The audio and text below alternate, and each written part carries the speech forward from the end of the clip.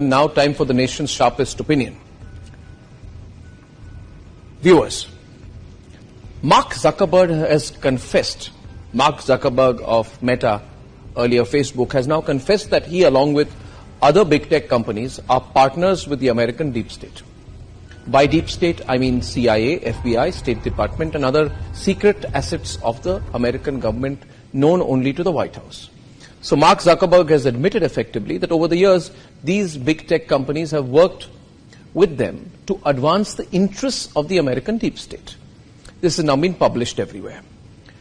The recent events in Bangladesh rode on the back of the involvement of the same American deep tech companies who the CIA, FBI and the American secret agencies work with. Mohammed Yunus, who has been flown in by the Americans, I think, to lead Bangladesh, has, as per several emails, of which I have copies with me today, put out by WikiLeaks, he has been over the years in very, very close correspondence with the Americans, particularly when Hillary Clinton was Secretary of State, with her specific personal teams when she was Secretary of State. The Americans have been helping Mohammed Yunus set up his Grameen Bank. They have worked towards advancing the interests of Grameen Bank business-wise, and they've also been working to get him to agree to enter Bangladeshi politics. According to these emails and correspondence, this effort has been going on since 2007, which means that for the last 16 years or more, the Americans and Mohammed Yunus are working together. The way in which Mohammed Yunus, who is a political nobody, has been made the head of Bangladesh makes him a role model to people like Rahul Gandhi. Rahul Gandhi will get very excited because Rahul Gandhi has been similarly, like Mohammed Yunus, has been in close touch with the Americans, and Rahul Gandhi has been effectively, overtly pleading with the Americans to enter and become influence peddlers in Indian politics. Now, ladies and gentlemen, since Narendra Modi went to Moscow recently and defied the Western media expectations that he would distance himself from Vladimir Putin, the American State Department, the American Embassy in New Delhi, and its deep state assets and machinery have become overactive. So they must have got instructions from Washington to target the Modi government. So they've become so active, they are doing PR activity. One day they flew down to meet Asaduddin Owaisi on the 12th of August. Then they quickly went to go and meet Omar Abdullah and Farooq Abdullah on the 26th of August in Srinagar. Then they flew down to meet Chandrababu Naidu on the 31st of July. Then they met Congress Chief Minister Revanth Reddy on the 2nd of August. You know, if you look at the way these American diplomats are behaving, it's almost like they're going to fight an election in India, or that they have been given the responsibility of forming an alternative political setup. It's embarrassing. What are you doing, American diplomats? Stop behaving like children. I know you got calls from Washington to meddle, but be classy about it. And in fact, don't do it, because we are tracking everything you do. The American embassy has also started, after these elections, they've started conducting workshops for Indian influencers on social media. They're calling it impact level work. So what they're trying to do, the American diplomats, they're trying to convince more Indian influencers to take a pro-America line, a pro-State Department line, a pro-American deep state line. The Americans think this way they will influence the influencers, and the influencers will do what they want them to do, and maybe in the course of it, through some usual American deep state techniques, they'll call it funding good journalism, or they'll call it funding impact journalism, or whatever like that. They'll keep giving bits of money to people they like. In fact, you should all do the research on which are the people, which are the organizations, which are those digital companies, influencers, who have been taking money from the Americans. Directly, it happens quite directly, $10,000, $20,000, $30,000. They give this money, and these Indians gratefully accept it. And that's how the deep state works. Ladies and gentlemen, the American deep state, which was, in my view, earlier supporting the Aam Aadmi Party, has now hitched completely and moved its forces entirely behind the NGO Congress ecosystem.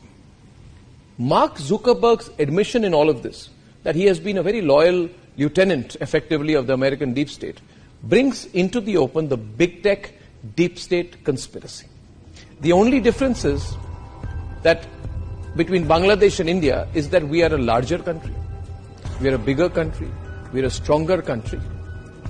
And by putting out this kind of information, like I am doing to you right now, like Republicly is constantly putting out to you, we are doing this because we are preparing you, the viewers and supporters of the Republic Media Network, and the people of India We are preparing you to be prepared for the onslaught of this conspiratorial, dangerous American deep state, American big tech, along with some political parties and leaders in India, their attempt to carry out an onslaught on Indian democracy.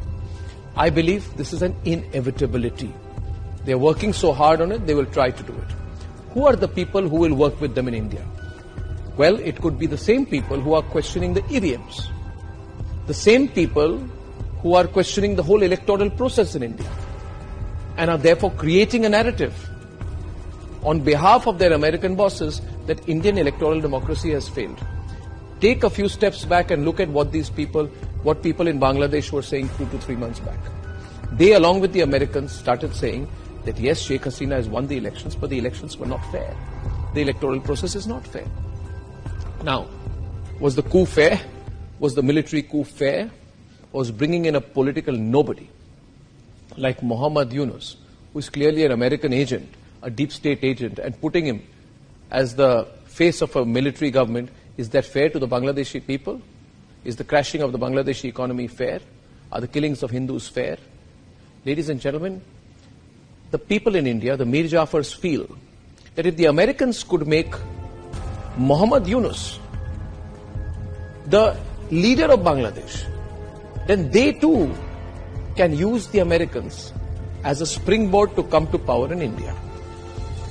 And these people in India who are losing elections or have not fought an election or can never win an election through the normal way, who will keep losing elections, they want to work together with American deep tech to engineer chaos in India, to subvert the election results of June 2024. Now, in all of this, what do you need to do? What you need to do is to let everyone know what this American deep state plan is against Bharat. To forward this video, to tell every Bharatiya that this American conspiracy against India's supreme national interest has to fail. And that we together, the people of Bharat, should teach the Americans the geopolitical lesson that they fully deserve. Serve them a defeat.